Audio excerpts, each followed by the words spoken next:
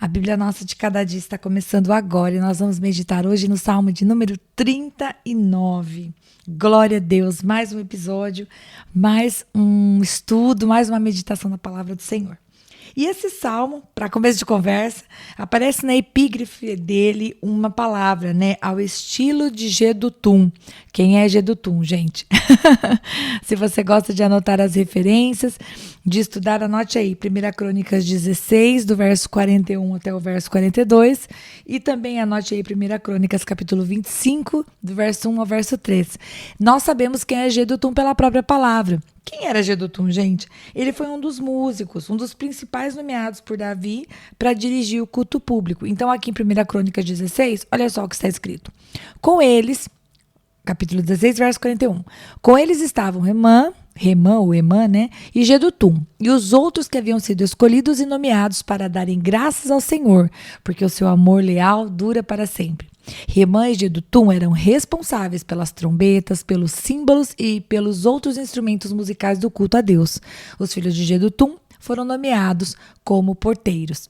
Então, nós vemos que a família dele estava toda ali envolvida com o serviço da casa do Senhor. E se você olha nessa outra referência do capítulo 25, no versículo 3, aparece o nome dos filhos de Jedutum, e diz assim, eu vou ler o versículo 3.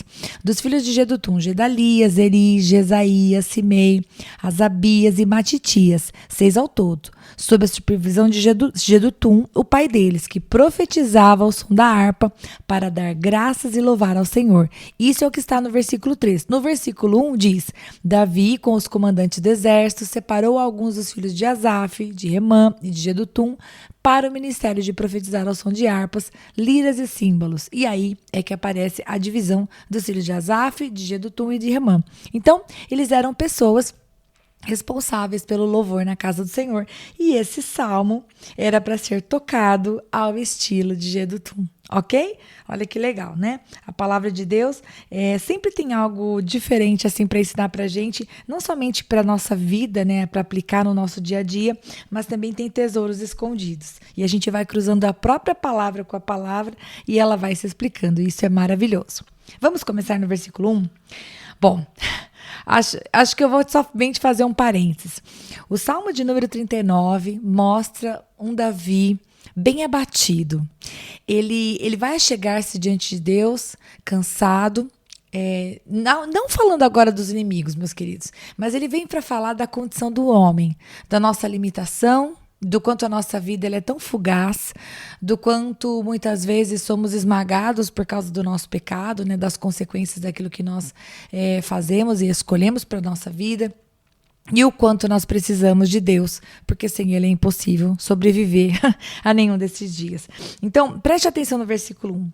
Davi começa assim, eu disse, vigiarei a minha conduta e não pecarei em palavras, porém mordaça em minha boca enquanto os ímpios estiverem na minha presença. Então Davi ele já abre o salmo dizendo, diante das pessoas que não temem a Deus, o que eu vou fazer é fechar a minha boca.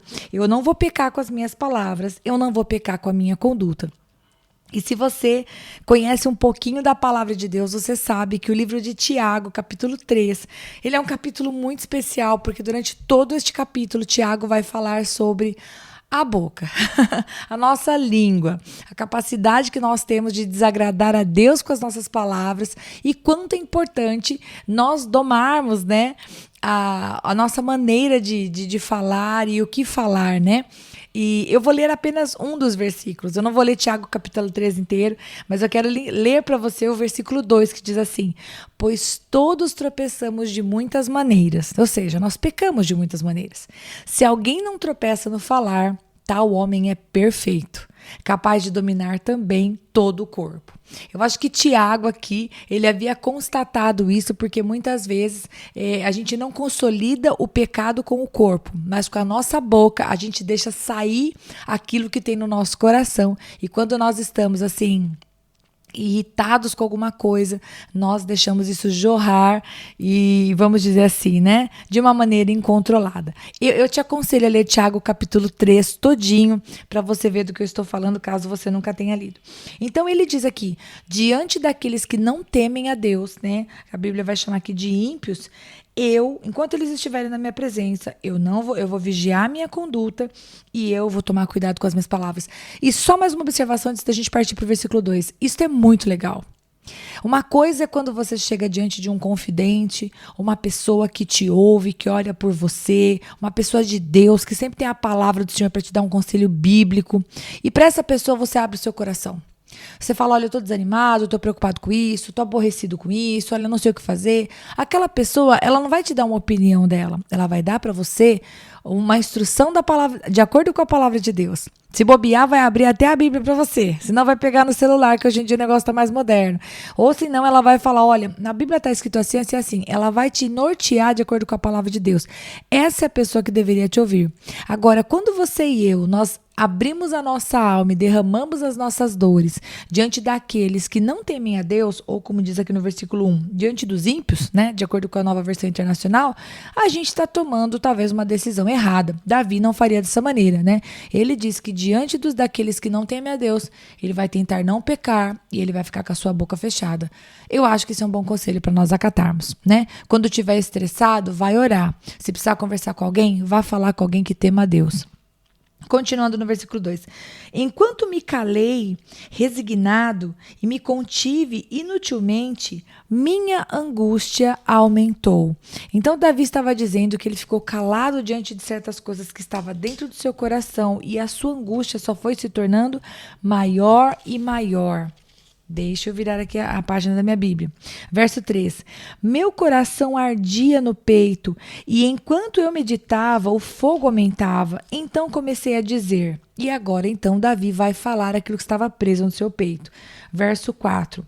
E ele vai falar com quem? Com o Senhor. Ele diz, mostra-me, Senhor, o fim da minha vida, e o número dos meus dias, para que eu saiba quão frágil sou. Deste aos meus dias o caminho, o comprimento de um palmo. A duração da minha vida é nada diante de ti. De fato, o homem não passa de um sopro. Sim, cada um vai e volta como sombra. Em vão se agita, amontoando riqueza, sem saber quem ficará com ela. Pare aqui, por favor. Então, diante da angústia que estava no peito, Davi rompe o silêncio. Mas ele não vai falar com o ímpio, ele não vai falar com quem não teme a Deus, nem sequer o amigo dele ele procurou. Ele se dirige diretamente ao Senhor. Ele vai falar, Senhor, me mostra qual que é o fim da minha vida. Né? Me mostra, e aqui, só fazendo um parênteses, né? Aqui a gente vê um pouco da angústia das pessoas que viviam debaixo da lei, sacrificando a Deus pelos seus pecados, fazendo as festas em celebração ao Senhor, muito diferente da graça e da paz que nós temos agora em Cristo Jesus. Davi vai dizer, o fim da minha vida, me mostra o fim da minha vida e o número dos meus dias. Davi tinha uma visão limitada, porque ele vivia debaixo de uma aliança que não ampliava a visão, como a aliança que nós temos a nova aliança que nós temos com Jesus Cristo. Na nova aliança, nós sabemos que Jesus tomou sobre si as nossas dores e os nossos pecados, ele abriu um novo e vivo caminho, nós temos a remissão dos nossos pecados através do sangue e estaremos na presença de Deus se crermos no Filho. A Bíblia abre os nossos olhos, né? A partir da vinda de Jesus Cristo, nós temos a visão completa, né? Aquilo que os profetas anelaram conhecer, anelaram ver, né? Eles profetizaram, mas não viram o cumprimento da promessa. E nós temos um privilégio, né? O privilégio de sermos participantes dessa nova aliança e de conhecermos a promessa em Cristo Jesus. Então, Davi, aqui, ele vai dizer assim, Senhor, me mostra quais são os números dos meus dias. Claro que eu acho que essa é uma pergunta que talvez muitos de nós quiséssemos fazer, né? Deus, quanto mais eu vou viver? Senhor, quanto que eu tenho ainda para frente, né? Porque será que isso faria a gente aproveitar mais a vida no sentido de fazer a vontade de Deus, né? Cumprir a vontade do Senhor? Será que isso faria a gente cuidar mais da saúde? Não sei, né? Mas aqui Davi, ele pede para que o Senhor mostre para ele qual é a quantidade dos dias e ele assume a sua condição de falível. Ele fala no versículo 6, cada um vai e volta como sombra, porque a gente está de um lado para o outro. Verso continuação do verso 6, em vão se agita amontoando riquezas. E aqui Davi, ele toca naquele assunto que a gente meditou. Se você não fazia parte do podcast nessa época, nós meditamos sobre Eclesiastes e nós meditamos sobre a morte várias vezes, né? Sobre o fato de que nós passamos a vida correndo atrás de uma série de coisas que não são o fundamental, que não são o mais importante, e muitas vezes corremos atrás de dinheiro e deixamos a família. Perdemos o casamento, perdem-se os filhos e todas as outras coisas a saúde, né? De todas as outras coisas, correndo simplesmente atrás do vento. E aí, ele, obviamente, né, no versículo 7, vai se voltar para o Senhor e vai dizer assim: mas agora, Senhor, que hei de esperar? Porque Davi sabe que se ele pode esperar alguma coisa, essa alguma coisa vem das mãos do Senhor. E uma última observação antes da gente partir para o versículo 8. Quando ele mostra, ele coloca diante de Deus: Senhor, a minha vida é finita, né? A minha vida é finita, os meus dias acabam. O que eu posso esperar? Gente, o que Davi está fazendo aqui? Ele está pedindo para que o Senhor mostre para ele a ótica de Deus. E eu achei isso fantástico, que é uma coisa que eu e você, nós devemos fazer em oração. Você e eu, a gente enxerga aquilo que está diante dos nossos olhos. Quando muito o Senhor fala conosco, traz um sonho, traz uma revelação, traz uma palavra, quando muito, mas a verdade é que os nossos olhos enxergam o material. Deus tem uma ótica, porque ele enxerga por outro ponto de vista, porque os pensamentos dele não são os nossos pensamentos, são muito mais altos. Então, nós devemos fazer como Davi e virar para o Senhor e dizer: Pai, mostra-me determinada situação pelo seu ponto de vista. Porque aqui o que Davi estava fazendo, ele estava tentando compreender as situações que ele não tinha controle, como por exemplo a morte, pela ótica de Deus. Então, todas as vezes que você e eu nós estivermos diante de uma situação que a gente não compreende, ao invés da gente começar a reclamar do porque aquilo é do jeito que é, nós devemos virar para o Senhor e pedir: Pai, me mostra, me ajuda a entender isso do seu ponto de vista, me ajuda a obedecer ainda que eu não esteja compreendendo, e eu tenho certeza que você vai agradar muito o coração do Pai quando você fizer isso. Agora eu estou indo para o versículo 8. Diz assim: livra-me de todas as minhas transgressões. Não faças de mim um objeto de zombaria dos tolos. Então, Davi tinha consciência que sim, ele tinha pecado, sim, ele tinha coisas que precisava mudar, sim, ele precisava da ajuda de Deus. Ele se reconhecia como falho, um rei dependente, né? Continuando o verso 9. Estou calado, não posso abrir a boca, pois tu mesmo fizeste isso. Afasta de mim o teu açoite, fui vencido pelo golpe da tua mão. Tu repreendes e disciplinas o homem por causa do seu pecado. Como traça, destróis o que ele mais valoriza. De fato, o homem não passa de um sopro. Para aqui um pouquinho. Do versículo 9 até o versículo 11, nós vemos um tema que nós precisamos tratar com o devido respeito e sobriedade. Num tempo em que nós falamos da graça de Deus e do perdão dos pecados através de Cristo Jesus, às vezes pode parecer que o evangelho ficou banal e que porque Jesus Cristo morreu na cruz pelos nossos pecados, eu posso pecar à vontade sem me preocupar com as consequências. E também porque, como muitas vezes as pessoas elas pecam e a consequência da sua atitude demora para vir, pode parecer aos olhos das pessoas que a pessoa que está pecando ela tá vivendo a vida mais fácil, né?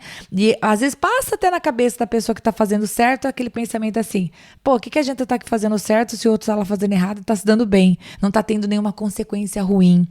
Mas eu quero dizer para vocês, meus queridos, que esse versículo ele nos lembra a respeito do fato de que nosso Deus, o mesmo Deus, que ele também é um Deus de amor, né? Um Deus de longanimidade, um Deus de benignidade, ele é um Deus de juízo. Ele é um Deus que nos ensina através da sua palavra qual é a sua vontade, que nos fala sobre a consequência dos nossos atos, né? Ninguém pode falar que Deus é injusto quando vem sobre a cabeça da pessoa o juízo de algo que ela mesma plantou, né? Muitas vezes as pessoas, quando elas estão passando por um período de correção de Deus, por um período de disciplina, elas se voltam para Deus, né, para o alto e diz: Deus, por que o Senhor está fazendo isso? E elas não param para ali, né, de joelhos dobrados, né, olhar para o espelho do Espírito Santo e falar: poxa, é verdade, né, Espírito Santo? Eu estou passando por essa situação porque eu fiz aquilo, eu tomei aquela decisão, eu semeei dessa maneira. Então, vamos olhar para essa passagem com muita reverência, mas também com muita seriedade. Hebreus capítulo 12, meus queridos, fala assim, ó: Versículo 5. Vocês se esqueceram da palavra de ânimo que ele dirige a vocês como filhos. Agora vai abrir aspas. Meu filho, não despreze a disciplina do Senhor, nem se magoe com a sua repreensão, pois o Senhor disciplina quem ama e castiga todo aquele a quem aceita como filho. Para aqui só um pouquinho. Prestando bem atenção nesses 2 versículos de Hebreus, nós vemos que o Senhor ele vai nos corrigir sim, ele vai nos disciplinar sim, toda vez que nós, como filhos dele que somos, fizermos algo que não é bom. E essa disciplina que parece uma tristeza no momento, porque na hora da disciplina nunca é legal, na verdade ela vem para moldar em nós o caráter de Cristo. Para moldar em nós a figura da nova criatura, para que a gente possa realmente ser embaixador do reino. O versículo 7 fala, persevere na disciplina. Eu estou ainda em Hebreus 12. Deus os trata como filhos. Ora, que filho não é disciplinado pelo pai? Todavia, se vocês ficarem sem disciplina, da qual todos se tornaram participantes, então vocês são bastardos e não filhos.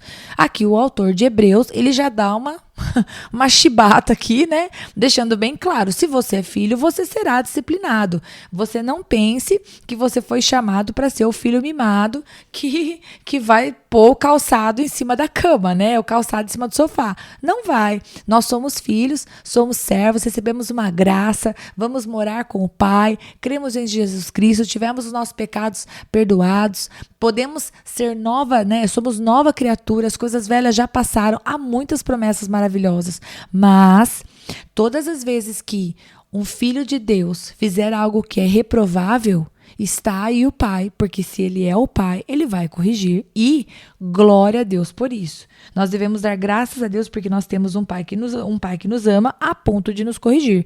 E quando eu li aqui a palavra traça do versículo 11, eu me lembrei de Mateus capítulo 6. Vocês se lembram?